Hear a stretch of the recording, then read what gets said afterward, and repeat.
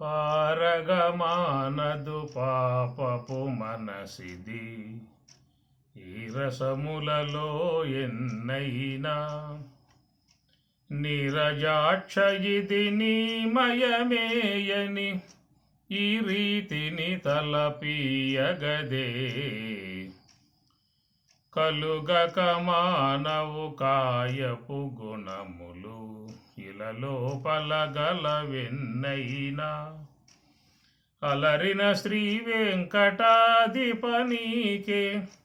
ఇలనర్పితమను ఇహమీయగదే హరి నీవే సర్వాత్మకుడవు ఇరవగు భావన నీయగదే హరి నీవే సర్వాత్మకుడవు హరి నీవే సర్వాత్మకుడవు. భద్రం కర్ణేభిః శృణుయామదేవాః భద్రం పశ్యేమాక్షభిః యజత్రాః స్థిరైరంగైః తుష్టువాంసస్తనూభిః వ్యశేమ దేవహితం యదాయుః స్వస్తి న ఇంద్రో వృద్ధశ్రవాః స్వస్తి నః పూషా విశ్వవేదాః స్వస్తి నః తార్క్ష్యో అరిష్టనేమిః స్వస్తి నో బృహస్పతిర్దధాతు.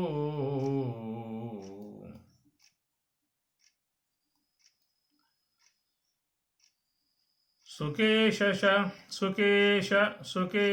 చ భరద్వాజః శైభ్యశ్చ సత్యకామః శౌర్యాయణీ చ గార్గ్యః కౌసల్యశ్చాశ్వలాయనో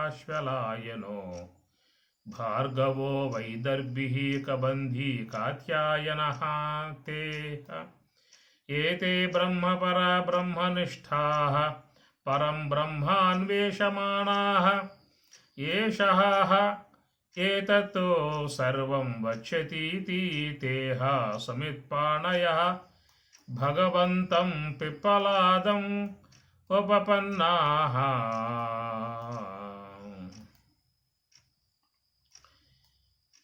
తాంహసః ఋషిః ఉవాచ భూయ ఏవ తపసా బ్రహ్మచర్యేణ శ్రద్ధయా సంవత్సరం సంవత్స్యథ యథా కామం ప్రశ్నాన్ పృచ్ఛత యది విజ్ఞాస్యామః సర్వం హవః వక్ష్యామః ఇతి. అథ కబంధీ కాత్యాయనః ఉపేత్య పప్రచ్ఛ భగవన్ కుతః వా ఇమాః ప్రజాః ప్రజాయంతే ఇతి. పిప్పలాద మహర్షి వద్దకు 6 మంది బ్రహ్మచారులు ఆధ్యాత్మిక జిజ్ఞాస కలిగి స్వామివారి దగ్గర ఈ తాత్విక సంబంధమై ఉన్నటువంటి అంశాలని అధ్యయనం చేసేటువంటి యొక్క ఉద్దేశంతో వారు రావటం జరిగింది. ఆ విధముగా మరి స్వామివారిని వారు ప్రార్థించారు. స్వామి, మాకు ఆధ్యాత్మికం పట్ల జిజ్ఞాస ఉన్నది, మాకు ఆధ్యాత్మికంలో చాలా సంశయాలు ఉన్నాయనేటువంటి మాటగా వారు చెప్పటం జరిగింది. కనుక మా సందేహాలకు చక్కటి సమాధానములు మీ ద్వారా పొందేటువంటి ఉద్దేశంతో మేము రావటం జరిగింది అని చెప్పనే విషయముగా వారు చెప్పగా, సరేనాయనా, చాలా సంతోషము. మరి ఈ ప్రకారంగా ఆధ్యాత్మిక జిజ్ఞాస కలగటమే చాలా అదృష్టం. అందరికీ లోకంలో ఏర్పడదు. మరి ఆధ్యాత్మిక జిజ్ఞాస కలిగి మీరు వచ్చారు అని చెప్పనంటే నాకు కూడా ఆనందమే. అయితే మీరు మరి ఇలాంటి ఆధ్యాత్మిక విషయాలు తెలుసుకోవటానికి ముందు మరి ఈ ఆశ్రమంలో సంవత్సర 1 సంవత్సర కాలం పాటు మీరు ఈ ఆశ్రమంలో ఉండాల్సి ఉంటుంది. కనుక సంవత్సరం అయిన తర్వాత మీరు ఏవైతే ఆధ్యాత్మిక పరంగా మీకు డౌట్లు, సందేహాలు ఉన్నాయో అవి మీరు చక్కగా అడగండి. యది విజ్ఞాస్యామః, నాకు తెలిసిన వరకు తప్పకుండా మీకు చెప్తాను అని చెప్పనే మాటగా వారు చెప్పటం జరిగింది. అయితే సంవత్సర కాలం పాటు మీరు ఆశ్రమంలో ఈ విద్యను పొందాలని చెప్పనంటే ఇక్కడ ఉండాల్సి ఉంటుంది అనేటువంటి మాట. ఇది చాలా ఉదాత్తమై ఉన్న విషయము. దీంట్లో చాలా చక్కటి అంశాలు గ్రహించుకునే అవకాశం ఏర్పడుతుంది. సంవత్సర కాలం పాటు ఆశ్రమం జీవితం జీవించటం చేత అంతకుముందు ఏ యొక్క సంసార పక్షముగా వ్యవహారంలో సొసైటీలో 10 మందితో ఎలాంటి అలవాట్లు కలిగి ఉన్నాయో కొన్ని అవన్నీ కూడా మొత్తం పోయే అవకాశం ఉంటుంది. మొదటి అంశం. ఎందుకంటే సొసైటీలో ఉన్నప్పుడు అనేక స్నేహాలు ఉంటాయి, బంధుత్వాలు ఉంటాయి, అనేక రకాలైనటువంటి యొక్క విషయాలన్నీ కూడా మరి మనసులోకి చేరి ఉంటాయి. మరి ఆశ్రమం అని చెప్పి అన్నప్పుడు మా ఆశ్రమాలన్నీ కూడా పూర్వకాలంలో అరణ్యాల్లో ఉంటాయి, ఊళ్ళలో ఉండవు. ఈ మధ్య కాలంలో అవన్నీ ఊళ్ళోకి వచ్చేసాయి ఆశ్రమాలు. అంటే వాళ్ళు కట్టినప్పుడు ఊరు ఎలపల కట్టుకున్నారు. ఇక మన వాళ్ళు ప్లాట్లు కొని అమ్మి కట్టి అవన్నీ కూడా అపార్ట్మెంట్లు కట్టి పోవటం చేత చివరికి ఆశ్రమాలన్నీ కూడా ఊరు మధ్యలో అయిపోయాయి ఇప్పుడు. కనుక ఊరు ఎలపలే ఉండే అప్పటి కాలంలో. ఊరికి సంబంధం ఉండవు. ఎందుకంటే అక్కడ ఉండే వాతావరణం కానీ శుద్ధమైన గాలి, మంచి సాత్విక ఆహారము, పండ్లు ఇవన్నీ కూడా సాత్విక ఆహారం ఇవన్నీ ఉంటాయి. కాబట్టి మరి ఆ ప్రకారంగా సంవత్సర కాలం పాటు ఉండాలనేటువంటి మాటలో ఉన్నటువంటి అర్థం ఏంటని చెప్పానంటే, పూర్వం ఉన్నటువంటి అలవాట్లన్నీ కూడా మార్పు వచ్చేస్తే సంవత్సర కాలం పాటు కనుక ఉంటే మరి అన్నీ కూడా మార్పులు వచ్చేస్తాయి. అది రెండవది, వారు ఉంటారా ఆధ్యాత్మికంగా పోతారా అనేది కూడా తెలుస్తుంది. పోయేవాడికి ఏం చెప్పినా ఉపయోగం ఏముంది? స్థిరంగా ఉన్నవారికి చెప్పినట్లయితే వాని వల్ల వాడు ప్రయోజనం పొందే అవకాశం ఏర్పడుతుంది. వాని వల్ల సమాజం కూడా బాగుపడే అవకాశం అనేటువంటిది ఏర్పడుతుంది. కాబట్టి మరి ఆ ప్రకారంగా పూర్వకాలం చూసినట్లయితే ఆశ్రమాలలో కొద్ది కాలం పాటు గడిపే విధానం ఉన్నది. రామచంద్రుడు కూడా వశిష్ఠ ఆశ్రమంలో 12 సంవత్సరాలు గడిపాడు ఆయన గారు. అట్లనే కృష్ణ పరమాత్మ కూడా సాందీపుని ఆశ్రమంలో 12 సంవత్సరాలు ఉండటం కూడా జరిగింది. మరి 12 సంవత్సరాలు ఉండటం అని చెప్పారంటే సాధారణ విషయం కాదు. అది చాలా అదృష్టం ఉండాలి, పుణ్యం ఉండాలి. కనీసం సంవత్సర కాలం అన్న ఉండగలిగితే మనస్సులో అనేక రకాలైనటువంటి మార్పులు వచ్చేస్తాయి. శరీరంలో కూడా ఇంతకుముందు ఏవైతే బాగా ఉప్పు కారాలు మసాలాలు పడ్డాయో ఈ మొత్తం అక్కడ తీసుకునేటువంటి కందమూలాదులు ఫలాదులు ఈ భుజించిన విధానంలో లోన ఉన్నాయి మొత్తం కూడా కొట్టుకుపోతాయి. ఆ నదీ ప్రవాహంలో దేహంలో ఉన్నటువంటి కణజాలం అంతా కూడా మొత్తం పోతుంది. కాబట్టి మనస్సు కూడా శుద్ధంగా తయారవుతుంది. ఇంతకుముందు మనం తినే ఆహారాల వల్ల మనసు ఏమైపోతుంది? నానా రకాలైనటువంటి యొక్క గుణాలన్నీ మనసులోకి వచ్చేస్తాయి. ప్రతి పదార్థములో గుణం ఉంటుంది, గుణసహితమై ఉండే పదార్థాలు. ఎందువల్ల అంటే ప్రకృతి అని చెప్పి అన్నాం కదా. ప్రకృతి మనం దర్శించేటువంటి యొక్క విశ్వమంతా కలిపి మనం ఏమంటామంటే ప్రకృతి అని చెప్పని అంటాం. ప్ర అనగా సాత్వికము, కృ అనగా రజోగుణము, తి అనగా తమోగుణం. కనుక ఈ త్రిగుణాత్మకం, ఈ త్రిగుణాల నుంచే ఈ సృష్టి ఏర్పడ్డట్టుగా కూడా మీరు స్వామివారు చెప్పేటువంటి పంచకరంలో గ్రహించుకోవచ్చు. ఏమి ఈ అహంకార తత్వము 3 విధములుగా ఉండెను. చెప్పల స్వామి గారు అవ్యక్తత్వం నుంచి మహత్తత్వం పుట్టెను, మహత్తత్వం నుండి అహంకార తత్వం పుట్టెను, అహంకార తత్వమే 3 విధములుగా ఉండెను. సాత్విక అహంకారమనియు, రాజసిక అహంకారమనియు, తామసిక అహంకారమనియు అని 3 విధములుగా ఉండెను. అనగా సాత్వికము, రాజసికము, తామసికము. ఈ త్రిగుణాత్మిక అహంకార తత్వముల నుండి పంచ తన్మాత్రలు జనించెను. అనగా శబ్ద, స్పర్శ, రూప, రస, గంధం అనేటువంటి పంచ తన్మాత్రలు అంటే సూక్ష్మభూతములు అని చెప్పిన అర్థం. పంచభూతాలకు సూక్ష్మభూతములు. కనుక పంచతన్మాత్రల యందలి తామసికాంశము చేత ఈ భూమి, జలము, అగ్ని, వాయువు అంతా ఏర్పడ్డాయి. కాబట్టి ఈ మొత్తం కూడా గుణాత్మకమై ఉన్నటువంటిది ఈ ప్రకృతి. అది గ్రహించాల్సి ఉంటుంది. కనుక ప్రతి పదార్థంలో కూడా ఈ గుణములు చేరి ఉన్నాయి. కొన్ని పదార్థాలలో సాత్వికం అధికంగా ఉంటుంది, రజస్సు తమస్సు తక్కువగా ఉంటాయి. కొన్ని పదార్థాలలో ఈ రజోగుణం అధిక శాతంలో ఉంటుంది, సాత్వికము తామసికం గౌణంగా ఉంటాయి. కొన్ని పదార్థాలలో తామసికం ప్రధానంగా ఉంటుంది, ఇక సాత్వికం రాజసికం గౌణంగా ఉంటాయి అన్నమాట. ఈ ప్రకారంగా ఉన్నటువంటి పదార్థాలలో మనం ఎక్కువగా ఏం తీసుకుంటూ ఉంటాం? సాత్వికం బాగా ఉండే పదార్థాలు ఎక్కువగా వాడుతూ ఉంటాం కదా మనము, అంతేనా? లేక రజస్సు ఎక్కువగా ఉండే పదార్థాలు వాడుతూ ఉంటామా? కటు ఆమ్ల లవణ అత్యోక్షణ తీక్షణ రోక్ష విదాహీన ఆహార రాజస ఇష్ట దుఃఖ శోక ఆమయ ప్రదాహ అని స్వామివారు కూడా ఈ విషయాలని భగవద్గీతలో చెప్పడం జరిగింది.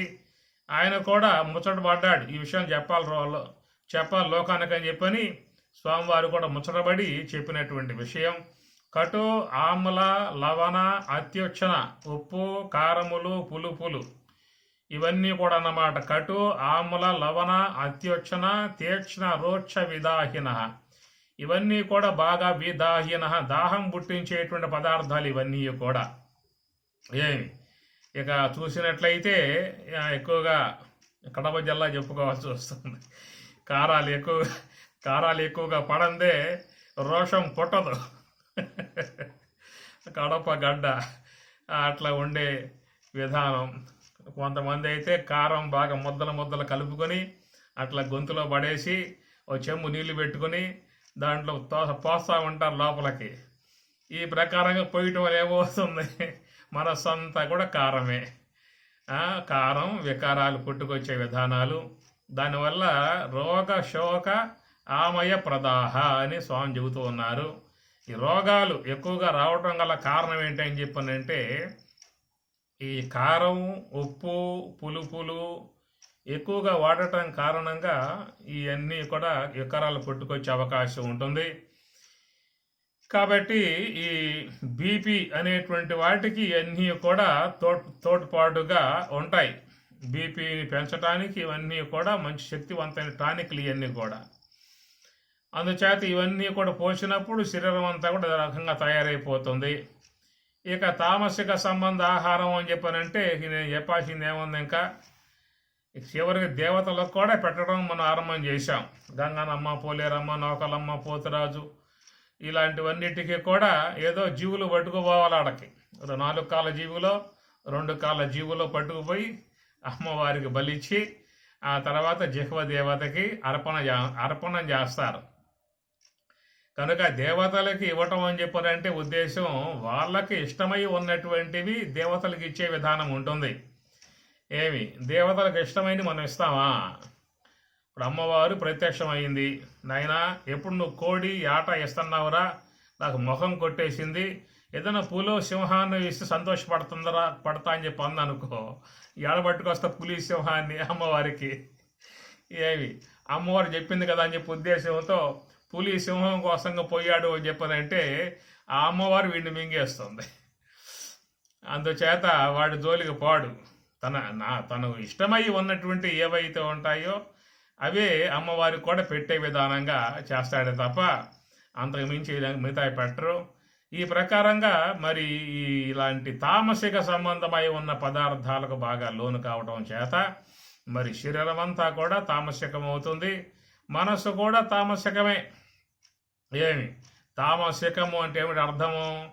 తామసి అంటే తమస్సు గలవాడు అని చెప్పి అర్థం. తామసి అంటే తమస్సు గలవాడు. తామసి మసి అనే అర్థం వస్తుంది. మసి అంటే ఏమైపోతుంది? చివరికి జీవితం అంతా కూడా బుగ్గిపాలైపోవటమే అని చెప్పిన అర్థం.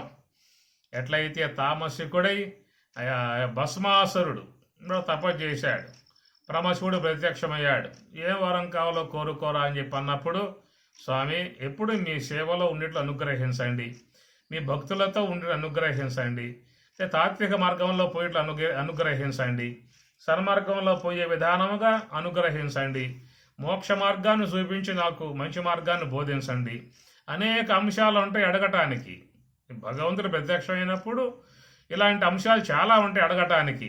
కానీ వాడు ఎలాంటి వాడు అంటే తామసికుడు. మరి ఆ తామసికుడై ఉన్నటువంటి ఏమడుగుతాడు? తమస్సే అడుగుతాడు. అందుచేత ఎవరినెత్తిన చేయబెడితే వాళ్ళల్లా భస్మం అయిపోవాలి. ఇది వాడు కోరిక అన్నమాట. ఆ ప్రకారంగా వరం కోరుకోవడం, చివరికి వాడే భస్మం అయిపోయాడు చివరికి. అనగా తామసి వాడు మసి అయిపోవడం చివరికి. కనుక తమస్సును పెంచుకున్నట్లయితే ఆ విధంగా అయిపోవడం అనేటువంటి అర్థం వస్తుంది. అందుచేత మనం గ్రహించాలి, ఈ శరీరంలో మాత్రమే ఆహార పదార్థాలు పోస్తున్నాము అని చెప్పి అనుకోమాకండి.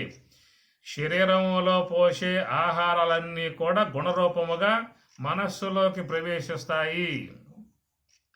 కనుక మనస్సు ఆ విధంగా మరి ఆ గుణ విధానాలను బట్టి అయిపోయే అవకాశం ఏర్పడుతుంది.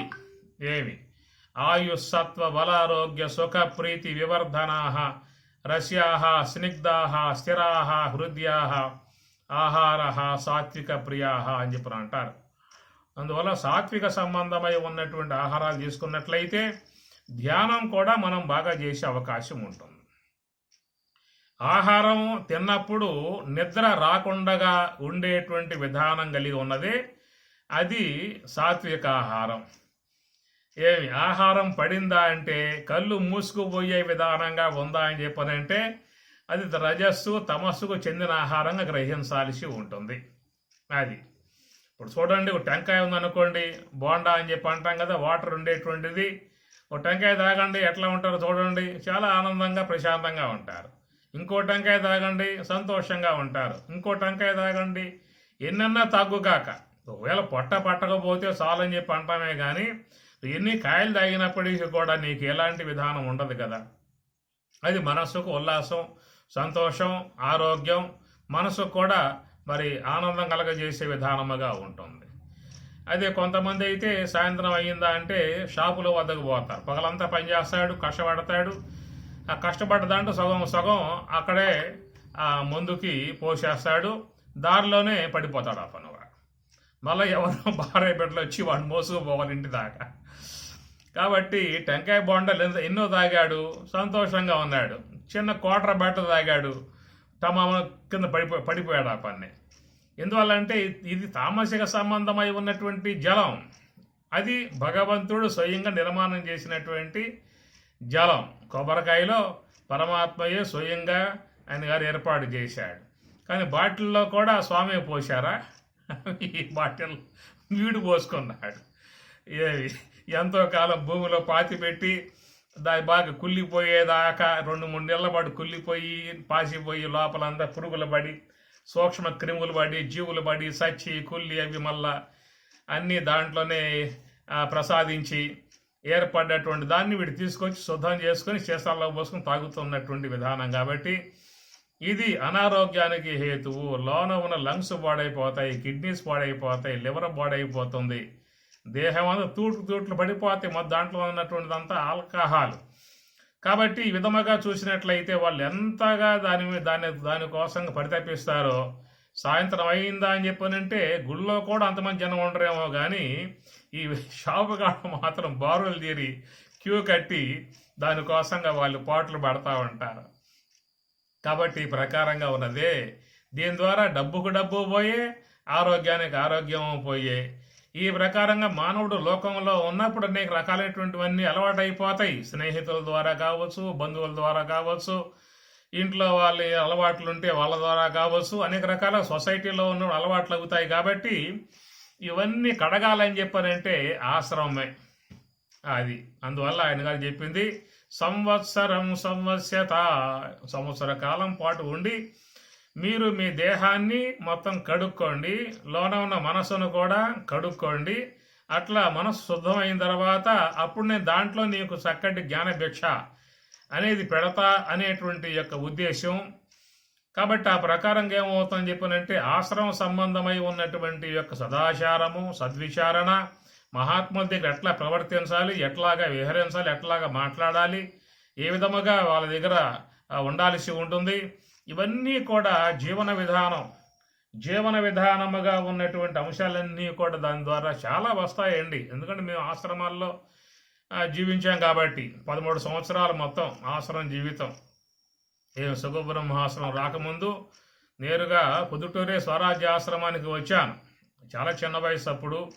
మాకు స్వరాజ్ సంఘంలో చిన్నప్పుడే చేరి ధ్యానం బాగా చేసే విధానము. రామ మందిరం మా తాత కడితే దాంట్లో మా తండ్రి గారు పూజారిగా ఉంటే నేను భజన చేసే విధానం, రామదాస్ కీర్తనలు బ్రహ్మాండంగా పాడే విధానం ఉండేది. ఆ చిన్నతనంలో 19వ ఏటో 20 ఏటో మాకు స్వరాజ్య ఆశ్రమంలో అడుగు పెట్టడం జరిగింది. అప్పటి నుంచి అట్లాగే ఆ పాదం దాంట్లోనే ఉండటం కూడా అయ్యింది. కనుక ఆశ్రమం, స్వరాజ్య ఆశ్రమం పోతే అక్కడ మహాత్ములు ఉంటారు, బ్రహ్మవేత్తలు ఉంటారు అనేటువంటి ఊహ చిన్నతనం కదా. చిన్నతనంలో మనం కొన్ని సినిమాలు చూసి ఉంటాం. ఇది రామాయణం, ఉత్తర రామాయణం ఇలాంటి ఆశ్రమాలు చూసినప్పుడు దాంట్లో మరి కన్నప మహర్షి ఆశ్రమము, వాల్మీకి ఆశ్రమము, జమదగ్ని ఆశ్రమము ఇవన్నీ మనం మరి ఆ సినిమాల్లో చూసి ఉంటాం. కాబట్టి ఈ ప్రకారంగా మహాత్ములు, మునీశ్వరులు గడ్డలు పెంచుకొని తపస్సు చేసుకుంటూ ఉంటారని చెప్పినటువంటి ఊహ. కాబట్టి ఆ ఊహతో బయలుదేరి స్వరాజ్య ఆశ్రమానికి వస్తే ఆడేమున్నది అన్నప్పట్లో 50 ఏండ్ల నాటి మాట, 40 ఏండ్లప్పుడు మాట. అప్పుడు వస్తే అంత ముళ్ళకంపలు, అంత మురుగు, మా గలీజ్. ఇక్కడ ఎవరు లేరా మునీశ్వరులు తపస్సు చేసేవాళ్ళు అని చెప్పి అడిగితే ఇక్కడ ఎవరు మునీశ్వరులు ఎవరు లేరు, ఇక్కడ తపస్సులు ఎవరు లేరు. మొట్టమొదటిగా స్వరాజ్య ఆశ్రమం అడుగు పెట్టానప్పుడు ఆడ ఉందామని చెప్పిన ఉద్దేశంతో వచ్చాను. ఈ విద్య అంతా చెబుతారు మహాత్ములు, మనం కూడా బాగా తపస్సు చేసుకోవచ్చు చెట్ల కింద కూర్చొని అని చెప్పన్న ఉద్దేశంతో వస్తే అప్పుడు పరిస్థితి అట్లా ఉంది, అనుకూలం లేదు. అది గ్రహించి మళ్ళీ వెనక్కి వెళ్ళిపోవడం జరిగింది. అప్పటికే పర్యటన చేస్తూ ఉన్నా, లోకం తిరుగుతూ ఉన్నా, జ్ఞానబోధ ఇది ఏదో కొంత స్వాములు ఇచ్చిన విద్య చెబుతూ ఉన్నాను. అట్లా తిరుగుతూ ఉండగా మరి సుఖబ్రహ్మాశ్రమం అనేటువంటిది ప్రాప్తించడం జరిగింది. మరి ఆశ్రమం జీవితం 13 సంవత్సరాలు చక్కగా స్వామివారి యొక్క ఆశ్రయంలో హాయిగా ఆనందం గడుపు.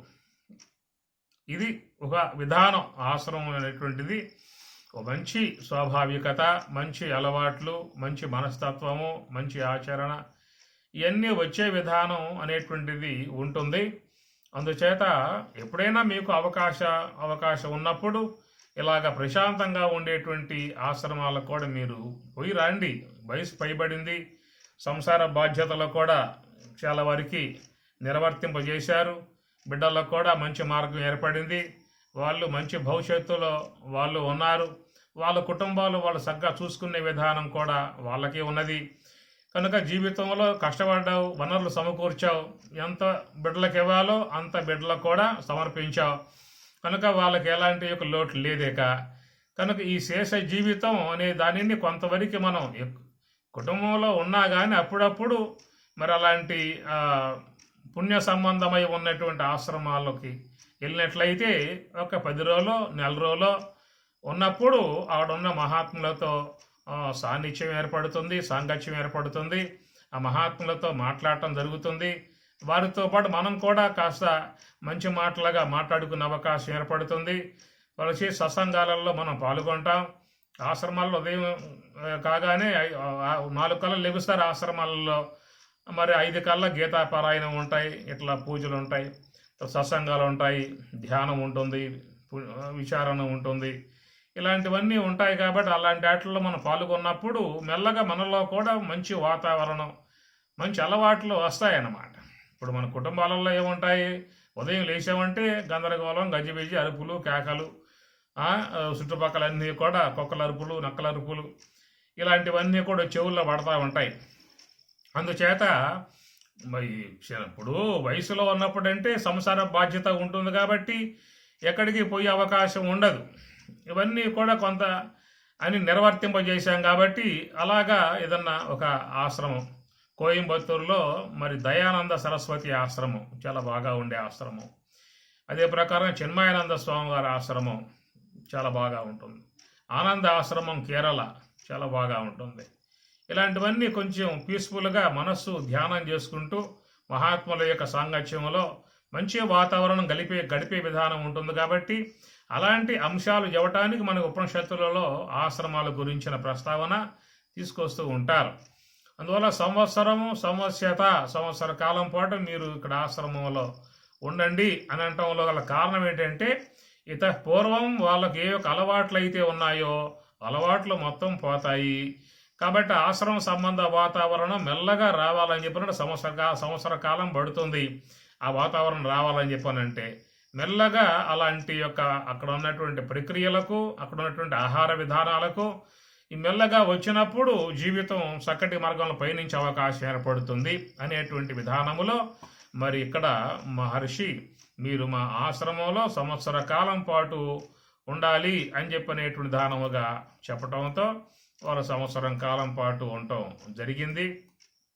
ఆ తర్వాత ప్రశ్నాన్ పృచ్ఛత యది విజ్ఞాస్యామః సర్వం వహ వచ్చామహ అని చెప్పని అంటూ ఉండగా సంవత్సర కాలం పాటు ఆశ్రమంలో ఉన్న తర్వాత మరి ఈ కబంది అనేటువంటి కాత్యాయన వంశంలో ఉన్నటువంటి కబంది ఆయన ఉపేత్య ప్రప్రచ్ఛ భగవన్ కొతః వా యమాః ప్రజాః ప్రజాయంతి ఇది మొదటి ప్రశ్నగా అడిగింది ఏమిటని చెప్పానంటే భగవన్ హే భగవాన్ హే మహర్షి యమాః ప్రజాః ప్రజాయంతే ఇది యమాః ఈ ప్రజలు ప్రజాయంతే కాబట్టి ప్రజలు ఏ విధంగా వాళ్ళు ఏర్పాటు జరుగుతున్నది, దేని నుంచి కొతః ఎక్కడి నుంచి ఈ ప్రజలు ఆవిర్భావం అవటం జరుగుతుంది అనేటువంటి అంశము సృష్టికి సంబంధించిన అంశాన్ని ఇక్కడ అడగటం జరిగింది. మొదటి ప్రశ్న ఏమి కొతః అంటే ఎక్కడి నుంచి, యమాః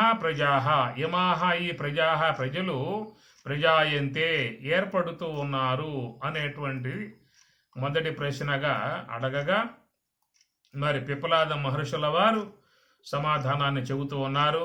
తస్మై సహోవాచ ప్రజాకామో వై ప్రజాపతి సతప అతప్యత సతప తప్త్వా సహ మిథునం ఉత్పాదయతే రయించ ప్రాణంచ ఇతి ఏతౌ మే బహుధా ప్రజాః కరిష్యతే ఇతి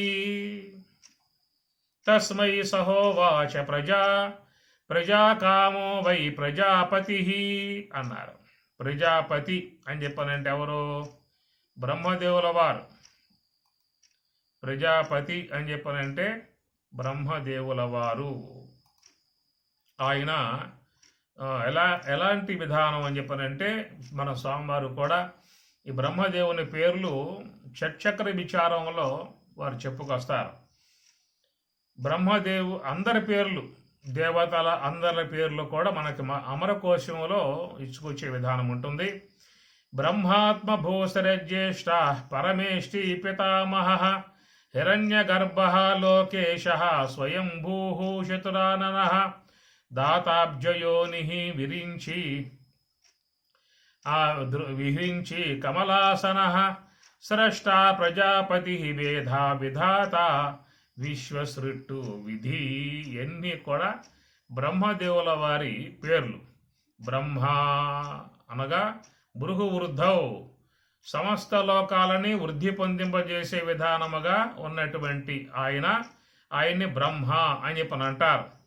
ఇక్కడ బ్రహ్మ అనేటువంటి పదం శుద్ధ బ్రహ్మమునకు ఈ పదాన్ని వాడతారు. బ్రహ్మ చతుర్ముఖ బ్రహ్మకు కూడా ఈ పదం వాడటం జరుగుతుంది. ఒక పదం ఉందని చెప్పానంటే ఆ పదానికి అనేక అర్థాలు ఉంటాయి. బ్రహ్మ అనే పదము బ్రహ్మదేవునికి వాడతారు, శుద్ధ బ్రహ్మమునకు వాడతారు, మాయకు వాడతారు, వేదానికి కూడా వాడతారు. కాబట్టి ఇక్కడ బ్రహ్మ ఆత్మభూహు శ్రేష్ఠ ఆత్మభూహు స్వయముగా తనకు తానుగా ఆవిర్భావం అయినటువంటి అతడు. జ్యేష్ఠ సమస్త మానవులకు ఆయనయే జ్యేష్ఠ పెద్దవాడు మొదటివాడు. పరమేష్ఠి పరమైశ్వర్యం గలవాడు. పితామహుడు సమస్త మానవులకు ఆయనయే మొదటివాడు కాబట్టి పితామహుడు, తాతలకు తాత. హిరణ్య గర్భ ఆయన హిరణ్య గర్భుడు అనగా హిరణ్యం అనగా బంగారమును గర్భంలో పెట్టుకుని ఉన్నటువంటి స్వామి కాబట్టి హిరణ్య గర్భుడు అని చెప్పని అంటారు. లోకేశ సమస్త లోకములకు ఆయన ప్రభువై ఉన్నాడు. స్వయంభూ చతురాననః 4 ముఖములు కలిగి ఉన్నటువంటి అతడు. దాతాబ్జయోని, దాత సమస్త, మరి దాత అబ్జయోని, ఆ కమలములో ఆవిర్భావం అయ్యాడు కాబట్టి అబ్జయోని అని చెప్పని అంటారు. ద్రుహిణ విరించి కమలాసన, కమలమే ఆసనముగా గలవాడు కాబట్టి కమలాసన. స్రష్ట ప్రజాపతి, సమస్త ప్రజలకు ఆయన పతి. విధాత విశ్వసృష్టు, విధి విధాత విశ్వసృష్టు, సమస్త లోకాలు నిర్మాణం చేసేటువంటి విధానముగా ఉన్నటువంటి విశ్వసృష్టు అని చెప్పని అన్నారు. ఇవన్నీ కూడా బ్రహ్మదేవుల వారిని పిలిచేటువంటి నామములు. అది కనుక ఈ బ్రహ్మదేవుల వారు ఏమిటయ్యా అని చెప్పనంటే ఆయన ప్రజాకామో వై ప్రజాపతి, కాబట్టి ప్రజాకామో వై సమస్త లోకాలు నిర్మాణం చేసేటువంటి యొక్క ఉద్దేశముతో ఆయన గారు తపస్సును శీలించాడట. అందువల్ల ఆయన ప్రజాపతి అయ్యాడు. అనగా మరి ప్రజాపతి అని చెప్పనంటే ప్రజోత్పత్తి చేసేటువంటి విధానం అని అర్థం. లోకములో గృహస్థులు అందరూ కూడా ప్రజాపతులే. ఈ ప్రజాపతులుగా ఉన్నటువంటి వారు ఏం కలిగి ఉన్నారు? సహా మిథునం ఉత్పాదయతే అన్నారు. ఎక్కడ మిథునమును ఉత్పాదయతే ఏర్పాటు చేశాడు. ఆ మిథునమునకు అనుగుణ్యముగా ఉండటానికి రయించ ప్రాణంచ, రయం అన్నమును, ప్రాణం ప్రాణమును, ఈ రెండిని కూడా నిర్మాణం చేసి ఏతవు ఈ రెండు కూడా మే నాకు బహుధా అనేక విధములకు ప్రజలను కరిష్యతే ఇది ఏర్పాటు చేయునుగాక అని చెప్పనే భావన. అందుచేత ప్రజాపతి బ్రహ్మ అని చెప్పనంటే సృష్టి వ్యవహారం, సృష్టికర్త. ఇప్పుడు మన త్రిమూర్తులుగా చెబుతూ ఉంటారు కదా. త్రిమూర్తులంటే ఏమి? బ్రహ్మ, విష్ణువు, రుద్రుడు. అది కాబట్టి విష్ణువు యొక్క విధానం ఏమిటి అంటే పోషణ విధానం, సమస్త లోకాలను పోషించే విధానము విష్ణుదేవుల వారు. సమస్తమును లయింపజేసే విధానం పరమశివుడు. కాబట్టి మరి ఈ విశ్వ నిర్మాణం చేసేటువంటి విధానం అంతా కూడా బ్రహ్మదేవుడు. కాబట్టి అందుచేత లోకములో చూసినట్లయితే అందరూ కూడా ప్రజాపతులే. గృహస్థాశ్రమాన్ని స్వీకరించి ఉన్నటువంటి వాళ్ళందరూ కూడా ప్రజాపతులు, ప్రజలను ఉత్పన్నం చేసేటువంటి వారు, ప్రజా సంతతిని పెంచుకునే విధానం కలిగి ఉన్నటువంటి వారు అని అర్థం. అది కాబట్టి అందుచేత ఇప్పుడు ఆశ్రమాలు ఉన్నాయంటే ఆశ్రమాలన్నీ కూడా అవి నివృత్తి మార్గంలో పయనించేటువంటివి. గృహస్థ ఆశ్రమాలు ప్రవృత్తి మార్గంలో అనగా సంసారాదులు వంశాదులను వృద్ధి చేసే విధానముగా ఉన్నటువంటి మార్గంలో పయనించేటువంటివి గృహస్థ ఆ విధానము. అందుచేత ప్రజాపతి బ్రహ్మదేవుల వారు అని అర్థం. ఇక్కడ ఈ ప్రశ్న అనేటువంటిది ఏంటంటే సృష్టి నిర్మాణ విధానం.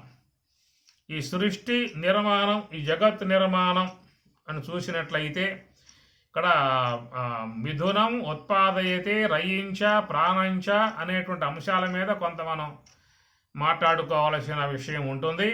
అయితే ప్రధానముగా సృష్టి విధానం గురించి వచ్చినటువంటి ప్రశ్న ఇది.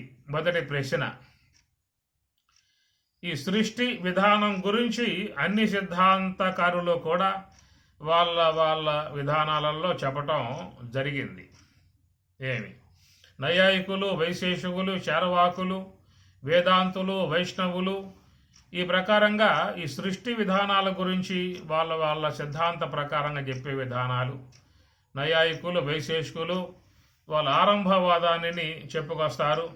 ఆరంభవాదము అని చెప్పనంటే పరమాణువులు, ఈ పరమాణువుల నుంచే పదార్థాలు ఉత్పన్నమయ్యే విధానం ఉంటుందని చెప్పేసి అని ఈ పరమాణు సిద్ధాంతాన్ని నైయాయికులు, వైశేషికులు చెప్పేటువంటి విధానం. మాయా సృష్టి విధానాన్ని చెప్పేటువంటి వారు సాంఖ్యులు. సాంఖ్య విధానములో వారు ఈ మాయా పరిణామముల చేత నిర్మాణ విధానం చెప్పుకొస్తారు. తర్వాత జీవులు కూడా జీవో దేహ భిన్న, ఏ దేహములోనే ఆయా ఆత్మ ఉంటుంది అనేటువంటి విధానంగా చెప్తారు. అందువల్ల అద్వైతులకు సాంఖ్యులకు కొంత ఈ ఇలాంటి అంశాల కాడ కొంత భేదం కనపడతా ఉంటుంది. మిగతా అంశాలన్నీ కూడా వేదాంతులు గ్రహించడం జరిగింది. కొన్ని అంశముల కాడ మాత్రం కొంచెం వివాదాస్పదంగా ఉండేటువంటివి ఏర్పడుతుంది. కాబట్టి బ్రహ్మసూత్రముల యందు మరి వేదవ్యాసుల వారు సాంఖ్యమును విమర్శిస్తాడు. సాంఖ్యము, తర్వాత యోగము, బౌద్ధము, ఇవన్నీ కూడా పూర్వపక్షం చేసి మాట్లాడే విధానం వస్తుంది. ఇదంతా కూడా బ్రహ్మసూత్రాలలో మనం చెప్పుకునే విషయము కనుక సైద్ధాంతికముగా సిద్ధాంతపరముగా కొన్ని భేదాభిప్రాయాలు ఉంటాయి వాళ్ళకి. వాటి మీద వాళ్ళు మాట్లాడుకోవటం జరుగుతుంది. కాబట్టి ఈ సృష్టి విషయంలో కూడా కొన్ని విధాయకాలలో వాళ్ళు చెప్పేటువంటి వాటిని వేదాంతులు ఒప్పుకోవటం లాంటిది జరగదు. అట్లనే బౌద్ధులు శూన్యము నుండి సృష్టి ఏర్పడుతుంది అనేటువంటి మాట వాళ్ళు మాట్లాడతారు. దాన్ని శూన్యవాదులు అని చెప్పని అంటారు. కనుక శూన్యము నుండి సృష్టి ఏర్పడుతుంది, శూన్యంలోకి వెళ్ళిపోతుంది అనేటువంటిది బౌద్ధంలో వచ్చేటువంటి ఒక వాదన.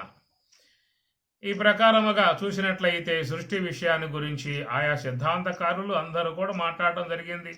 అట్లా క్రైస్తవంలో కూడా ఓల్డ్ టెస్టిమెంట్ చెప్పి అంటారు కదా, పాత నిబంధన, దాంట్లో కూడా వాళ్ళు సృష్టి యొక్క విషయాన్ని గురించి అక్కడ కూడా చెప్పడం జరుగుతుంది.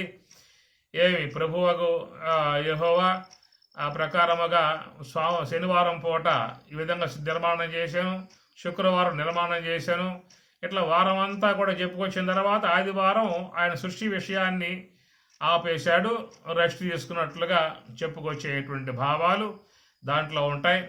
కాబట్టి ప్రకారముగా సృష్టి యొక్క సంబంధమై ఉన్నటువంటి అంశములు సిద్ధాంతపరముగా అనేకులు చెప్పటము జరిగింది. అయితే వేదాంతపరముగా ఉన్నటువంటి అంశాలని చాలామంది లోకంలో తీసుకోవటము జరుగుతుంది. అన్ని శాస్త్రాలు, భగవద్గీత, ఉపనిషత్తులు, భారత భాగవతాదుల యందు కూడా ఈ సృష్టి విధానాన్ని చక్కగా వాళ్ళు చెప్పటం జరుగుతుంది. దాన్నే అనుసరించి లక్ష్మణార్యులు ఈ సృష్టి విధానాన్ని మనకి స్థూలదేహ పంచీకరణ అనేటువంటి దాంట్లో శుద్ధంగా చెప్తారు. అది కొంచెం మీరు చదువుకున్నట్లయితే ఆ పుస్తకం తెప్పించుకుని చాలా విషయాలు గ్రహించుకునే అవకాశం అనేది ఏర్పడుతుంది. కాబట్టి ఈ సృష్టి అనేది ఎట్లా ఏర్పడింది అనే మాటకు చూసినట్లయితే శుద్ధాత్తు శబలమభూత్ శబలాదైవ్యక్త అవ్యక్తాన్ మహతో అహంకారాత్ పంచతన్మాత్రాని పంచతన్మాత్రేభ్యో పంచమహాభూతాని పంచమహాభూతేభ్యో అఖిలం జగత్తు అన్నారు. శుద్ధాత్ శబలమభూత్ శుద్ధ బ్రహ్మము నుండి శబల బ్రహ్మం ఏర్పడెను, శబల బ్రహ్మము నుండి అవ్యక్త తత్వం పుట్టెను, అవ్యక్త తత్వం నుండి మహత్తత్వం పుట్టెను, మహత్తత్వం నుండి అహంకార తత్వం పుట్టెను. ఈ అహంకార తత్వం 3 విధములుగా ఉండెను. ఈ అహంకార తత్వం నుండి పంచతన్మాత్రలు ఏర్పడెను. ఈ పంచతన్మాత్రల యందలి తామసికాంశము చేత, శబ్దమునందలి తామసికాంశము చేత ఆకాశము, స్పర్శమునందలి తామసికాంశము చేత వాయువు, రూపమునందలి తామసికాంశము చేత అగ్ని, రసమునందలి తామసికాంశము చేత జలము, గంధమునందలి తామసికాంశము చేత పృథివి అనేటువంటి పంచభూతాలు ఏర్పడెను అని చెప్పిన అర్థం. కాబట్టి వీటి యొక్క అంశాలు భగవద్గీతలో మనకి చెప్పడం జరుగుతుంది. కఠోపనిషత్తులో కూడా చాలా శుద్ధంగా చెప్పడం కూడా జరుగుతుంది. ఇదే విషయాన్ని భగవద్గీత 13వ అధ్యాయంలో మహాభూతాన్యహంకారో బుద్ధిరవ్యక్తమేవ చ ఇంద్రియాని దశైకంచ పంచచేంద్రియ గోచరాః ఇచ్ఛా ద్వేషం సుఖం దుఃఖం సంఘాతశ్చేతనాధృతిః ఏతత్ క్షేత్రం సమాసేన సవికారం ఉదాహృతం. ఏతత్ క్షేత్రం, ఈ మొత్తం కూడా చేరి క్షేత్రం అన్నారు.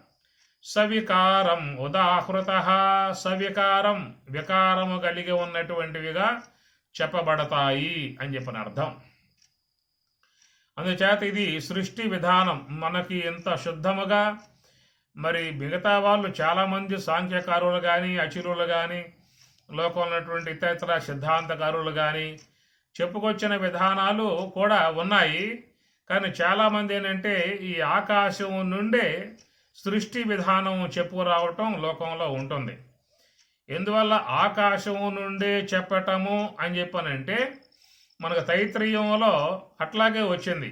ఏ తస్మాదాత్మన ఆకాశ సంభూత ఆకాశాద్వాయు వాయో అగ్ని అగ్నే ఆపహ అద్భ్య పృథివీ అని ఈ ప్రకారంగా ఆత్మ నుండి ఆకాశం పుట్టెను, ఆకాశం నుండి వాయువు పుట్టెను, వాయువు నుంచి అగ్ని పుట్టెను, అగ్ని నుంచి జలం పుట్టెను, జలం నుంచి పృథివీ ఏర్పడెను అనే ప్రకారంగా తైత్రీయంలో చెప్పిన అంశం ఉన్నది. కాబట్టి దాన్ని అనుసరించి చాలామంది ఆకాశం, ఆత్మ నుండి ఆకాశం నుంచే చెప్పటం జరిగింది.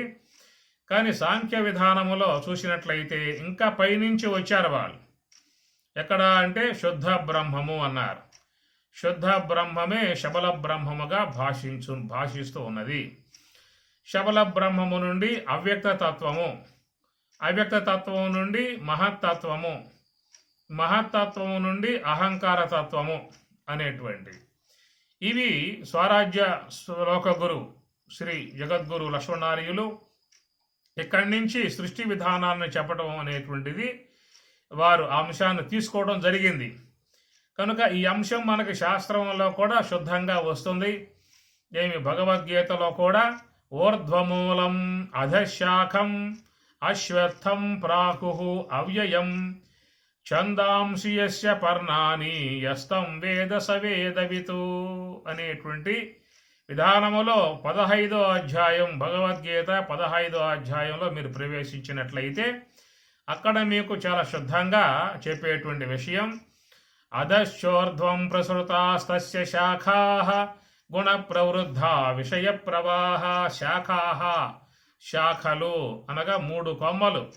ఏమిటా అని చెప్పనంటే అవ్యక్త తత్వము, మహత్తత్వము, అహంకార తత్వము అనబడేటువంటివి 3 ప్రధానముగా ఉన్నటువంటి శాఖలు. వాటి నుంచే ఈ మిగతా శాఖలన్నీ కూడా విస్తరిస్తాయి. కాబట్టి ఈ విషయం కాడ స్వామివారు ఇటు వెష్టి, సమిష్టి, అఖండము అని చెప్పని 3 అంశములుగా చెప్పుకొచ్చారు. ఇది కొంచెం గమనించాల్సి ఉంటుంది. ఎక్కడ ఈ బోధ అనగా శుద్ధ బ్రహ్మము, శబల బ్రహ్మము, అవ్యక్త తత్వము, మహత్తత్వము, అహంకార తత్వము మొత్తం 5 చూసినట్లయితే శుద్ధ బ్రహ్మము, శబల బ్రహ్మము, అవ్యక్త తత్వము, మహత్తత్వము, అహంకార తత్వము అనేటువంటివి 5. ఈ 5 సమస్త వ్యవహారాలకు మూలమై ఉన్నటువంటివి అనే మాట మీకు భగవద్గీత 18వ అధ్యాయంలో స్వామి చెబుతారు. పంచైతాని మహాబాహో కారణాని నిబోధమే సాంఖ్యే కృతాంతే ప్రోక్తాని సిద్ధయే సర్వకర్మణాం.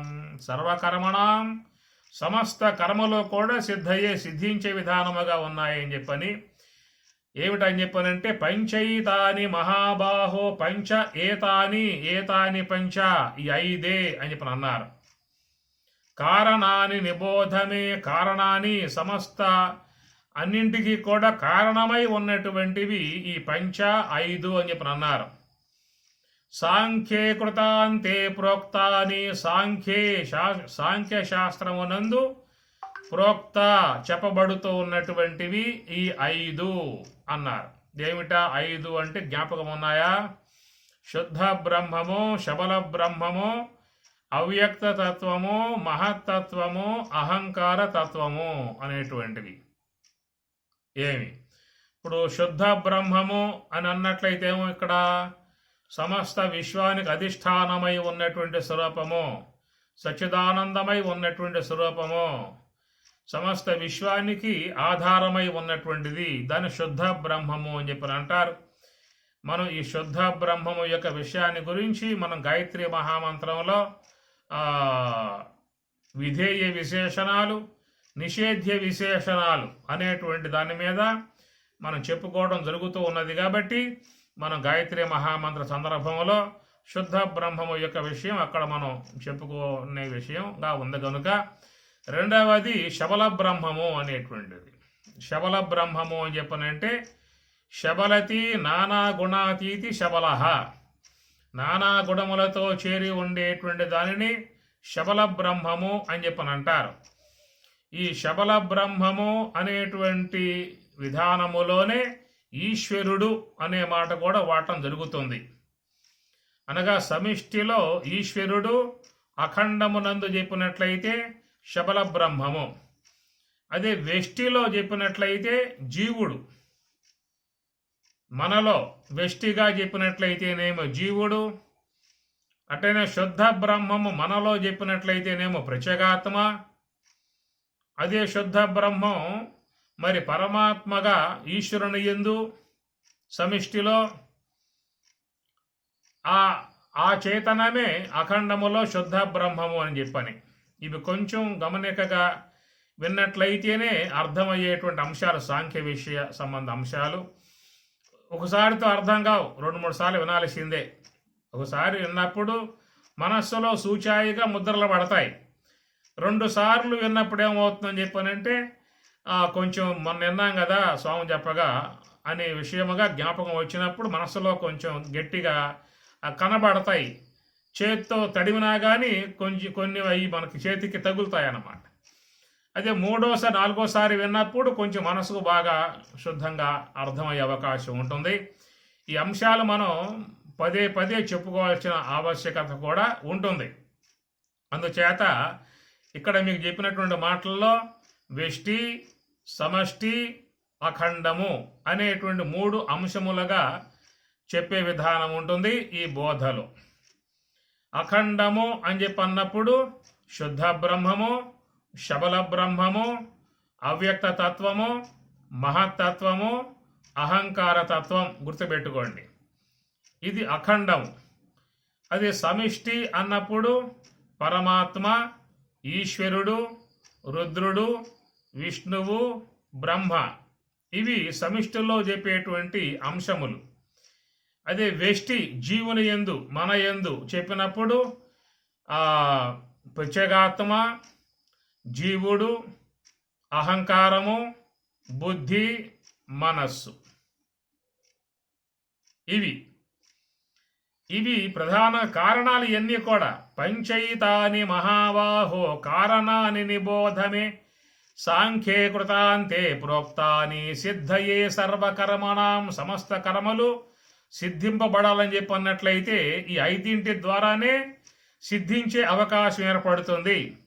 కాబట్టి వెష్టిగా మనం చెప్పుకున్నప్పుడు ఏం చెప్పుకున్నాం? మనలో ప్రత్యేగాత్మ, జీవుడు, అహంకారము, బుద్ధి, మనస్సు. కాబట్టి 5 కనుక లేకపోయినాయా అని చెప్పానంటే ఏముంటుంది? ఇంకా ఏ కార్యాలు లేవు, ఏ వ్యవహారము లేదు. అందుచేత ఈ 5 విధానములోనే సమస్త కార్యములు కూడా నిర్వర్తింపబడుతూ ఉన్నాయి. కాబట్టి కారణాన్ని నిబోధమే అన్నారు అక్కడ. పంచైతాని మహాబాహో కారణాన్ని, కారణములు అని ఇప్పుడు అన్నారు. దానికే మరొక మాటగా మరి భగవద్గీత 15వ అధ్యాయంలో అధిష్టానం తదా కర్త కరణంచ పృథగ్విధం వివిధాచ పృథక్చేష్ట దైవం చైవాత్ర పంచమం. పంచ అంటే 5. అధిష్టానం తదా కర్త కరణంచ పృథగ్విధం వివిధాచ పృథక్చేష్ట దైవం అనేటువంటి మొత్తం 5 అంశాలుగా ఉంటాయి. ఈ 5 అంశాలు కూడా మనం అధ్యయనం చేయాల్సిందే. భగవద్గీతలో స్వామి చెప్పినటువంటి శ్లోకం చాలా ఈ 5 యొక్క సంబంధమై ఉన్నటువంటి బోధ కొంచెం జాగ్రత్తగా అధ్యయనం చేసుకోవాల్సి ఉంటుంది. కాబట్టి ఇక్కడ మనం అఖండములో చెప్తున్న అంశం ఒకసారి చూద్దాము. వ్యష్టిలో చెప్పుకున్నాం ఇప్పుడు మనం ప్రత్యేగాత్మ, జీవుడు, అహంకారము, బుద్ధి, మనస్సు. ఇది మన వ్యష్టిలో చెప్పినప్పుడు.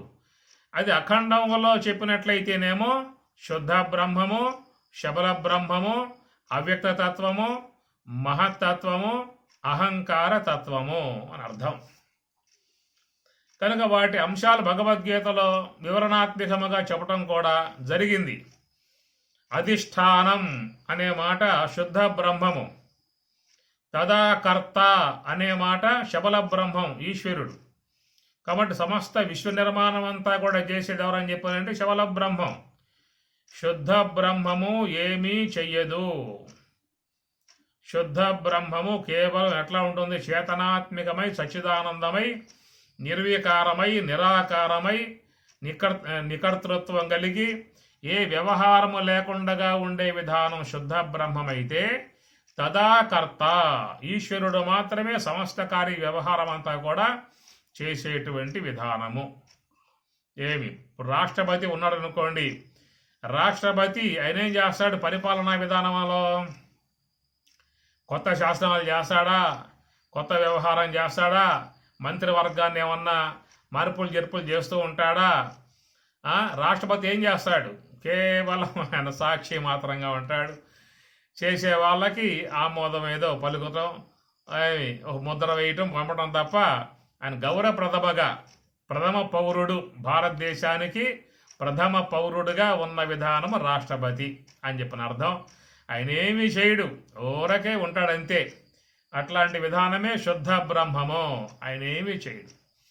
చేసేదల్లా ఎవరని చెప్పారంటే పిఎం, ప్రధానమంత్రి. ఆయన గారు మాత్రమే సమస్త వ్యవహారం అంతా చేసే విధానం అన్నట్లుగా ఈశ్వరుడు మాత్రమే సమస్త కార్యములు చేసేటువంటి విధానముగా ఉంటాడు అని అర్థం. శుద్ధ బ్రహ్మం, శబల బ్రహ్మం. మూడవది అవ్యక్త తత్వం అన్నారు. అవ్యక్త తత్వము అని చెప్పనేటువంటిది మాయ. ఏమి ఈ మాట మీకు భగవద్గీత 8వ అధ్యాయంలో చెప్పుకొచ్చే అంశం ఉంటున్నది. అవ్యక్తాత్ వ్యక్తయ సర్వాః ప్రభవంతి అహః ఆగమే రాత్రి ఆగమే ప్రలీయంతే తత్రైవావ్యక్త సంజ్ఞకే. గీతలో వీటి గురించిన ప్రస్తావన చెప్పే శ్లోకాలు అక్కడక్కడ ఉంటాయి. మొన్న మీకు ఈ విషయం చెప్పాను. అట్లనే మహత్తత్వం విషయం కూడా మీకు 14వ అధ్యాయంలో వస్తుంది. మమ యోనిర్మహద్బ్రహ్మ తస్మిన్ గర్భం దదామ్యహం అనే మాట అక్కడ చెప్పుకొస్తారు. ఈ మాటలు మీకు కఠోపనిషత్తులో కూడా వచ్చే అంశాలు ఉన్నాయి. మనకు సందర్భం వస్తే అవి కూడా చెప్పుకునే ప్రయత్నం చేద్దాము. కాబట్టి అవ్యక్త తత్వము అంటే ఏమిటండి? మనకు ముందు అది అర్థం కావాలి. అవ్యక్త తత్వము అంటే మాకు ఎట్లా అర్థమయ్యే పరిస్థితి ఉన్నది, అది ఉందా లేదా, ఉంటే ఎట్లా అర్థం చేసుకోవాలి అనే మాట చూసినట్లయితే మరి గీతలో చెప్పిన శ్లోకమే ప్రామాణికం. అవ్యక్తాత్ వ్యక్తయః సర్వాః ప్రభవంతి అహః ఆగమే రాత్రి ఆగమే ప్రలీయంతే తత్రైవ అవ్యక్త సంజ్ఞకే అని చెప్పండి. ఈ జగత్తంతా కూడా అవ్యక్త తత్వం నుండే ఆవిర్భావం అవుతుంది. తిరిగి మరల ప్రళయ సమయంలో ఈ మెటీరియల్ అంతా కూడా అవ్యక్త తత్వంలో పోయి అక్కడ దాంట్లో ఉంటుంది. కాబట్టి ఈ సృష్టి, ఈ జగత్ కార్యము అంతా కూడా అనాది అని చెప్పి అన్నారు. అనాది అని చెప్పనంటే ఎప్పుడు ఇది ఏర్పడిందో అనేది చెప్పే అవకాశం లేదు. అనాది కాలం, ఎప్పటి నుంచి ఈ సృష్టి వ్యవహారం అనేటువంటిది ఉన్నదో అనే విషయాన్ని చెప్పడానికి ఎవరికైనా నిదర్శనాలు లేక ప్రామాణికములు లేదా మీకేమన్నా అనుభవాలు ఏమైనా ఉన్నాయా? ఈ సృష్టి ఎప్పటి నుంచి, ఏ పోటీ నుంచి ఆరంభమయ్యి సాగుతున్నది అనేటువంటి విషయం చెప్పడానికి అనిర్వచనీయము అనే మాట వాడేశారు. అనిర్వచనీయం అని చెప్పనంటే చెప్పేందుకు సాధ్యం కాని అంశము అని అర్థం. అనాదిగా ఉన్న విధానం. అయితే ప్రళయకాలం ఏమవుతుంది? ఈ భూమి, జలం, అగ్ని, వాయువు, ఆకాశం ఇట్లా లయమైపోయి సమిష్టి మాయలో ఉంటాయి. తిరిగి మరలా బ్రహ్మదేవునికి పగలు రాగానే ఈ విశ్వమంతా మళ్ళా ఆవిర్భావం అయ్యేటువంటి విధానము వస్తుంది. దీన్ని మహాప్రళయము అన్నారు. నిత్య ప్రళయము అని మరొకటి వాడారు.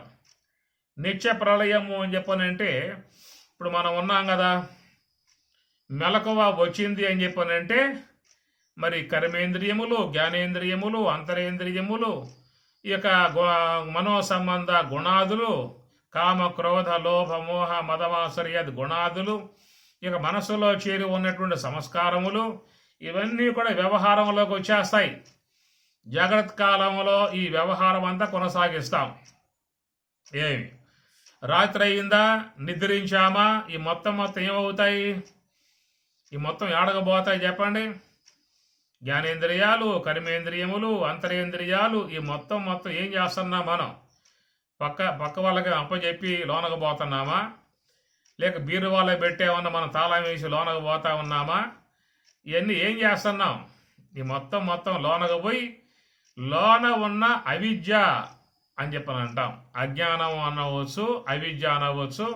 ఈ అజ్ఞానమునందు అట్లాగా దాంట్లో మరి చేరి ఉన్నాయి, నిశ్శబ్దమై ఉన్నాయి. దాంట్లో గాఢ సుషుప్తిలో, నిద్రలో ఎంచేపు అయితే ఉంటావో అంచేపు కూడా ఈ మొత్తం కూడా ఎక్కడ ఉన్నాయి అని చెప్పనంటే అవిద్యలో ఉన్నాయి. ఏమి ఈ మొత్తం దేంట్లో ఉన్నాయి? బ్రహ్మంలో ఉన్నాయా, అవిద్యలో ఉన్నాయా? అది కాబట్టి మహాత్ముల విషయంగా చెప్పినప్పుడు వాళ్ళకి యోగ సమాధి అనే మాట వాడతాం కాబట్టి వాళ్ళవి బ్రహ్మమునందు ఉన్నాయి అనేటువంటి మాట వాడతారు. ఏమి ఇప్పుడు బ్రహ్మములో యోగి లయమయ్యాడు, బ్రాహ్మీ అనుభవాన్ని పొందాడు. మరి ఆ బ్రాహ్మీ అనుభవాన్ని పొందినప్పుడు అక్కడ మరి ఈ యొక్క ఇంద్రియాత్మికమై ఉన్నటువంటి సూక్ష్మ దేహము మొత్తం నామరూపాలు లేకుండగా, దాని ఉనికి లేకుండగా, అది శాంతం మొత్తం కూడా లేకుండగా పోతుందా, లేక ఆ బ్రహ్మమునందు ఉంటుందా అనే విషయం మీకు సీతారామాంజనేయ సంవాదంలో అమనస్క యోగంలో అక్కడ ఒక ప్రశ్నాత్మకంగా వస్తుంది. ఆంజనేయ స్వామి రాముణ్ణి అడుగుతాడు, రామా నువ్వు యోగ సమాధి అని చెప్పి అంటున్నావు కదా, మరి యోగ సమాధి అనగా బ్రాహ్మీ అనుభవం, ఈ యోగ సమాధిని పొందినప్పుడు మరి ఈ ఇంద్రియాత్మిక సూక్ష్మ దేహం ఉందా లేదా అని ప్రశ్న వేస్తాడు. ఒకవేళ బ్రాహ్మీ అనుభవం, యోగ సమాధి, బ్రహ్మతత్వ అనుభవం అది పొందినప్పుడు పూర్తిగా ఉనికే లేకుండా సర్వనాశనం అయిపోయింది సూక్ష్మదేహం అనే మాట వాడామనుకో, ఇక వాళ్ళు బయటకు వచ్చే అవకాశం లేదు. ఇక బయటకు వచ్చే అవకాశం లేదనుకో, ఇక లోకానికి జ్ఞానబోధ చేసేవాళ్ళు ఉండరు. పోనీ ఒకవేళ యోగ సమాధిని పొందినప్పుడు ఈ సూక్ష్మదేహం ఉంది అని చెప్పనే మాట చెప్పినట్లయితే మరి మనస్సు ఉంటే ఇంద్రియాలు ఉంటాయి, ఇంద్రియాలు ఉంటే విషయాలు ఉంటాయి, విషయాలు ఉంటే వ్యవహారం అంతా ఉంటుంది. ఈ వ్యవహారం అంతా ఉంటే యోగ సమాధిగా చెప్పే అవకాశం కాదుగా అని ఈ ప్రకారంగా రెండు పక్షాల నుంచి ఆయన ప్రశ్న వేస్తాడు. దానికి రాముడు చెప్పే సమాధానం ఏంటని చెప్పనంటే, ఎండలో దీపమున్నట్లుండుననగా అనే ఉదాహరణను చూపిస్తాడు. అక్కడ యోగ సమాధిని పొందినప్పుడు ఆ యోగ సమాధిలో సూక్ష్మదేహం, ఒక ఇంద్రియాత్మక సూక్ష్మదేహము ఎట్లా ఉంటుందని చెప్పనంటే, ఎండలో దీపం పెడితే ఏ ప్రకారంగా ఉంటుందో అట్లా క్రియారహితముగా ఎలాంటి ప్రయోజనం లేకుండా ఆ విధంగా ఉంటుంది అనేటువంటి మాటే మీకు సంవాదంలో సీతారామాంజనేయంలో యోగ అమనస్క యోగంలో చెప్పినటువంటి యొక్క మాట.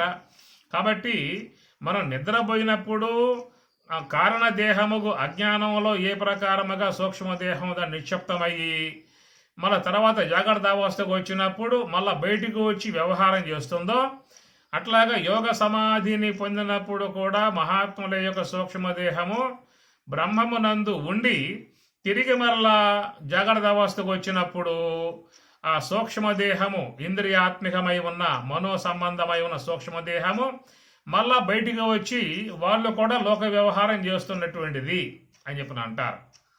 కాబట్టి వాళ్ళు చేసే లోక వ్యవహారము, మనం చేసే లోక వ్యవహారము రెండింటికి భిన్నం ఉంటుంది. అందుచేత మన యొక్క సూక్ష్మదేహమేమో వెష్టి కారణదేహములో అణిగి ఉంటుంది. అదే మహాత్ములు పొందేటువంటి యోగ సమాధి అయితే అది బ్రహ్మములో అక్కడ సూక్ష్మదేహం అణిగి ఉంటుంది. దీని విషయం మీద మీకేం డౌట్లు వస్తే తర్వాత చూసుకుందాం, ఇప్పుడేం కుదిరే వ్యవహారం కాదు. ఎందుకంటే బ్రహ్మానుభవాన్ని పొందినప్పుడు, యోగ సమాధిని పొందినప్పుడు మనసు ఉంటుందా?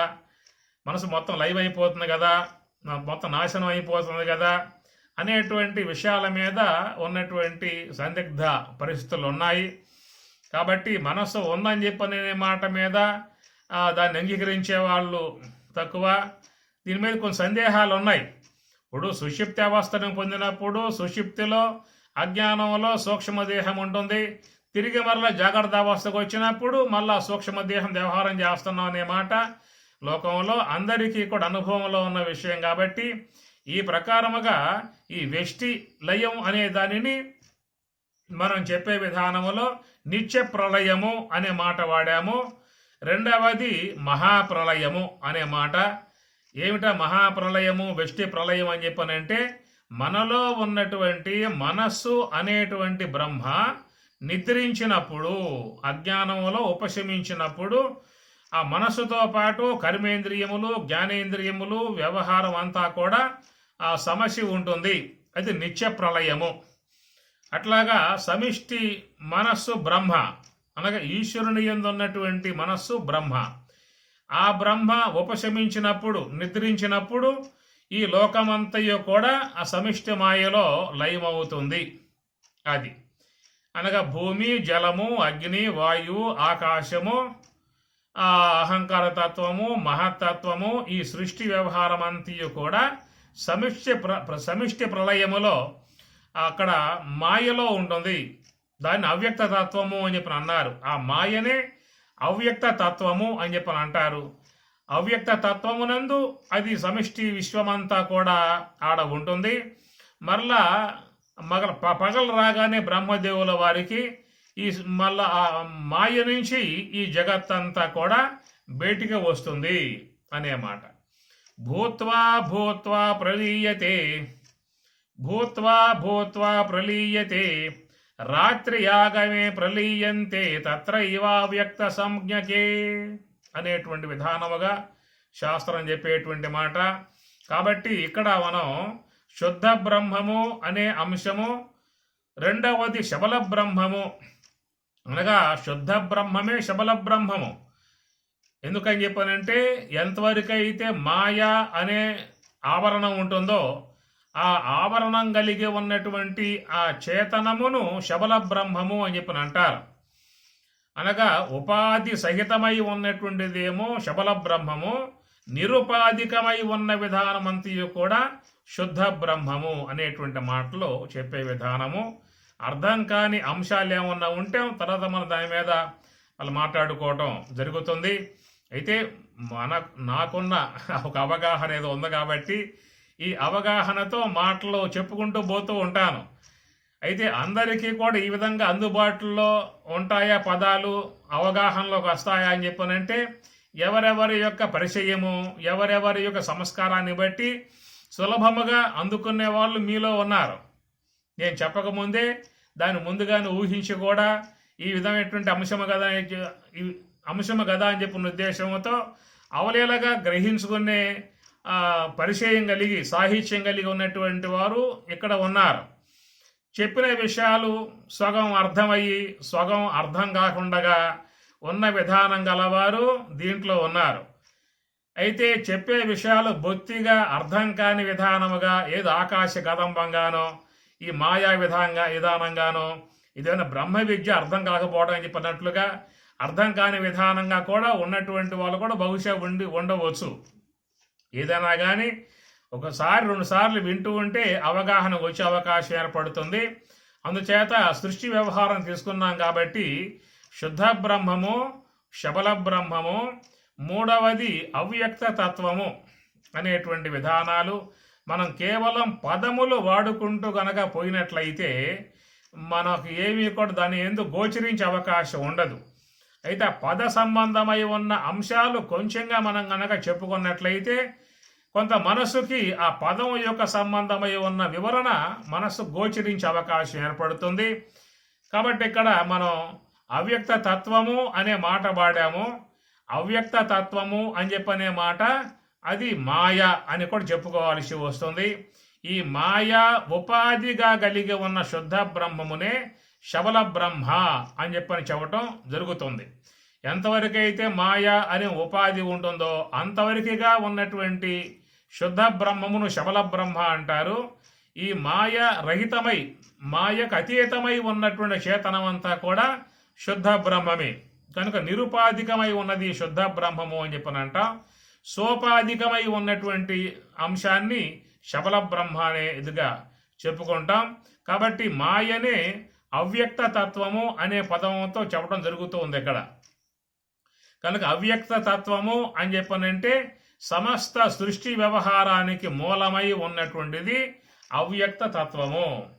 కనుక దాని నుంచే ఈ జగత్ విషయమంతా కూడా ఆవిర్భావం అవ్వటం జరిగింది.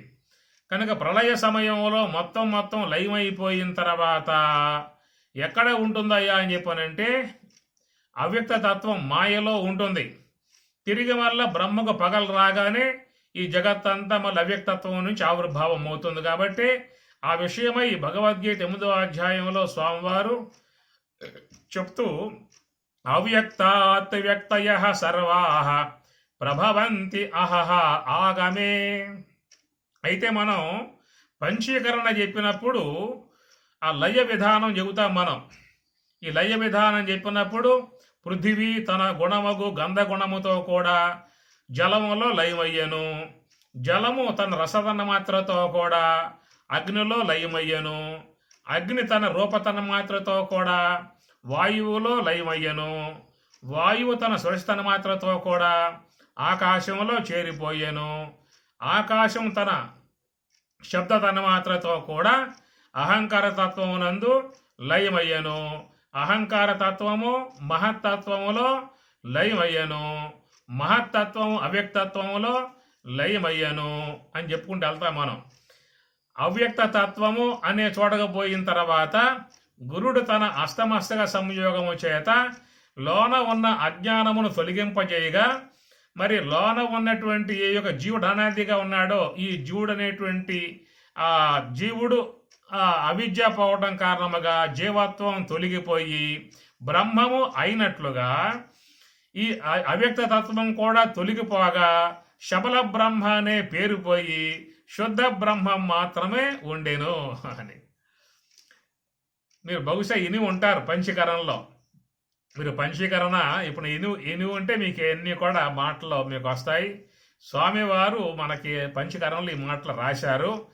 ఎట్లా అష్టమస్తక సంయోగం చేసినప్పుడు లోన ఉన్న అజ్ఞానం తొలగిపోగా యోగాభ్యాసము ద్వారా యోగ సమాధి ద్వారా అజ్ఞానం తొలగిపోగా జీవుడు అనే పేరు పోయి ఎట్లా శుద్ధ బ్రహ్మం మాత్రమే యోగ సమాధిలో శుద్ధ బ్రహ్మముగా అయి ఉంటాడో అదే ప్రకారముగా అవ్యక్త తత్వం తొలగిపోగా శబల బ్రహ్మం అనేటువంటి పేరు పోయి శుద్ధ బ్రహ్మం ఉండెను.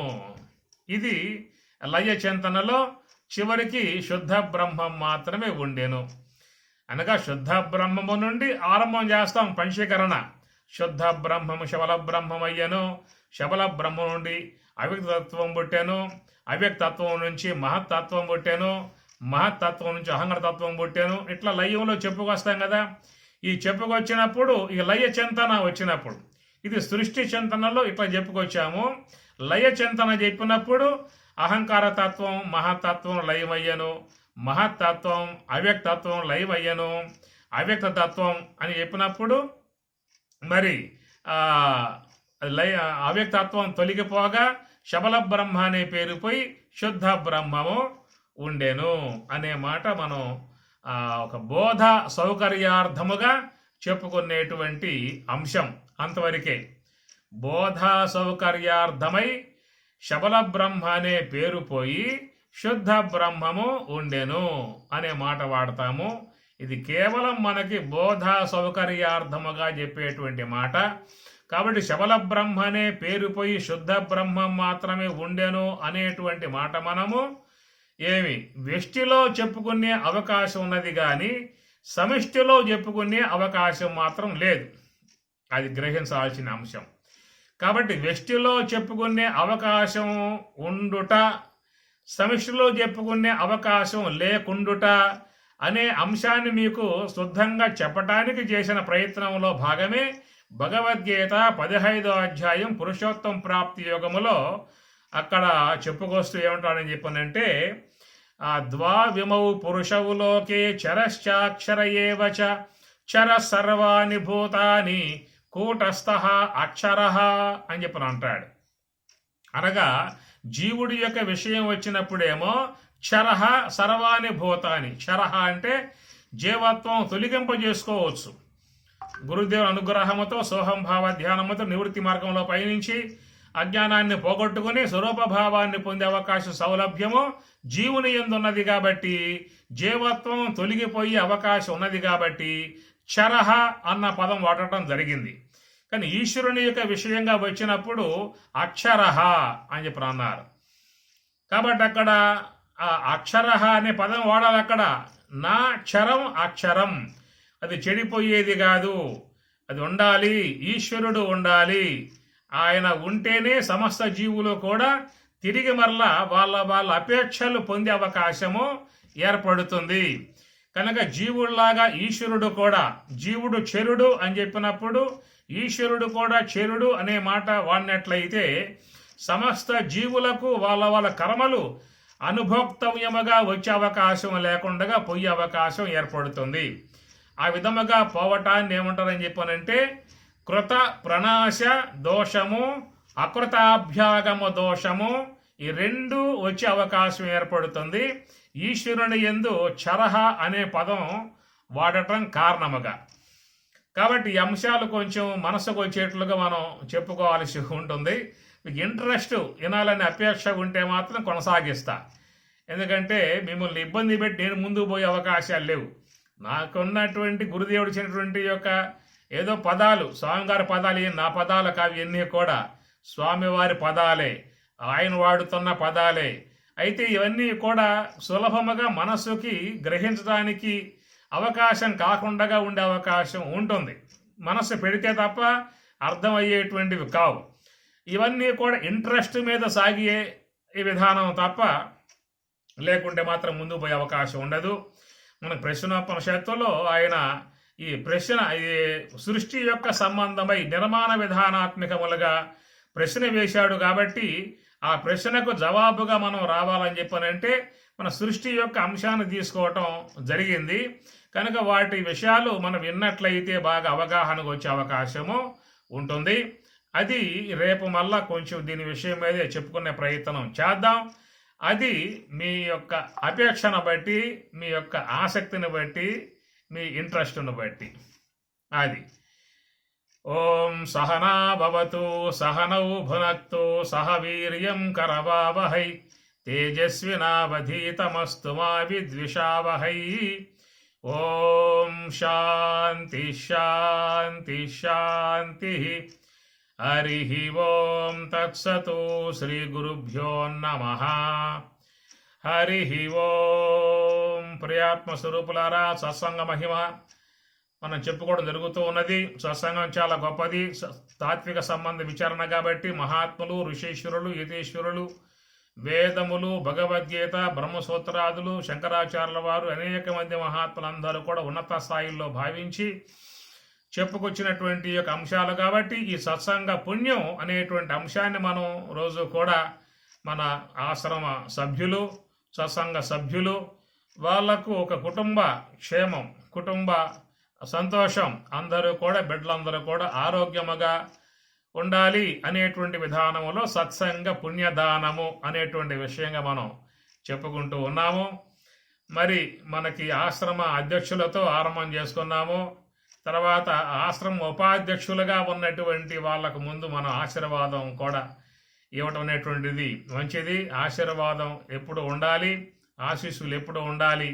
అట్లా మన ఆశ్రమానికి ఉపాధ్యక్షులుగా పనిచేసేటువంటి వాళ్ళల్లో కూడా మనకు ఉన్నటువంటి వారు రామచంద్రయ్య గారు మన ఉపాధ్యక్షులు, మన స్వరాజ్య ఆశ్రమానికి, వేదాంత స్వరాజ్య ఆశ్రమానికి అధ్యక్షులు. పైగా శ్రీ స్వరాజ్య ఆశ్రమానికి కూడా వారు ఉపాధ్యక్షులుగా ఉండి చక్కటి సలహా విధానము, మంచి మనస్సు, మంచి ఆచరణ, ఆశ్రమం యొక్క అభివృద్ధి కోసంగా పాటుపడటానికి ముందుండేటువంటి విధానము, మరి అనేక విధాయకాలుగా శ్రమించి మరి స్వామివారి సేవలో, అన్నయ్య తీర్థ స్వామివారి సేవలో ఉంటూ ఆశ్రమాభివృద్ధి కోసముగా వారు పాటుపడుతూ ఎంతో శ్రమించారు. స్వరాజ్యాశ్రమ మదనపల్లిలు ఏర్పడటం అని చెప్పనంటే సామాన్య కుటుంబాలు రోజువారీగా పనిచేసుకుంటే తప్ప నడిచే విధానం కాదు. అలా ఉన్నప్పటికీ కూడా స్వామివారి మీద ఉన్నటువంటి భక్తి, స్వామివారి యొక్క బోధ పట్ల ఉన్నటువంటి అపేక్ష, ఎట్లయినా స్వామివారికి ఒక నిలయంగా ఏర్పాటు చేయాలి, మందిరం ఏర్పాటు చేయాలి, భక్తులకు కూడా సత్సంగ విధానంగా ఏర్పాటు చేయాలి అనేటువంటి మరి మార్గంలో వారు మంచిగా నడుస్తూ ఉన్నారు, మంచి సేవలు అందిస్తూ ఉన్నారు. మరి వారి జీవితం అంతా కూడా స్వామివారి సేవలో అంకితమైనటువంటి విధానము, ఇంకా ముందు ముందు కూడా మంచి శక్తి సామర్థ్యము అన్నీ కలిగి మరి ఇంకా ఆశ్రమ కార్యక్రమాలలో ఉత్సాహంగా పాల్గొని చేయాలని చెప్పని కోరుకుంటూ, ఇంతకుముందు కూడా అక్కడ మనం సాధనా సంబంధ సత్సంగాలు నిర్వర్తింపజేశాం. ఎట్లయితే మా చెన్నారెడ్డి గారి యొక్క ఆధ్వర్యంలో గోవిందపురంలో సత్సంగ విధానం ఏర్పాటు చేశామో, స్వరాజ్యాశ్రమంలో ఆరంభం చేశాము. తర్వాత మనం గోవిందపురంలో కూడా చేయడం జరిగింది. ఆ తర్వాత మదనపల్లి ఆశ్రమంలో కూడా మనం ఈ సాధన క్లాసెస్, సాధన సత్సంగ క్లాసులు లాంటివి ఏర్పాటు చేసుకున్నాం. ఇక ముందు ముందు కూడా అవి జరిగే విధానం ఉంటుంది. మరి అలాంటి కార్యక్రమాలలో ఉత్సాహంగా పాల్గొంటూ మరి ఆశ్రమం యొక్క సేవలో ఉన్నటువంటి హైమావతి హైమ సమేత మా రామచంద్రయ్య వారికి సద్గురుదేవుడు సర్వేశ్వరుడు ఆయురారోగ్యములు బ్రహ్మజ్ఞానము సమగ్రముగా ప్రసాదించి సదా కాపాడునుగాక. ఈనాటి సత్సంగ పుణ్యం వారి కుటుంబానికి, వారి కుటుంబ సభ్యులకు, పిల్లలకు అందరికీ కూడా ఎల్లవేళలా కాపాడుతూ రక్షణగా ఉండి సదా కాపాడునుగాక అని చెప్పని కోరుకుంటూ ఆశీర్వదిస్తూ, హైమ బ్రహ్మ విద్య ప్రాప్తిరస్తు, శ్లోకాలు బాగా రావాలి, ఉపనిషత్తులు బాగా రావాలి, భగవద్గీత బాగా రావాలి, నువ్వు కూడా ఉపన్యాసం చెప్పాలి, త్వరలో బాగా తయారవ్వాలి. అలాంటి శక్తిని సామర్థ్యాన్ని గురుదేవుడు ప్రసాదించి కాపాడును గాక అని చెప్పని కోరుకుంటూ, ఓం పూర్ణమదః పూర్ణమిదం పూర్ణాత్ పూర్ణముదచ్యతే పూర్ణస్య పూర్ణమాదాయ పూర్ణమేవావశిష్యతే.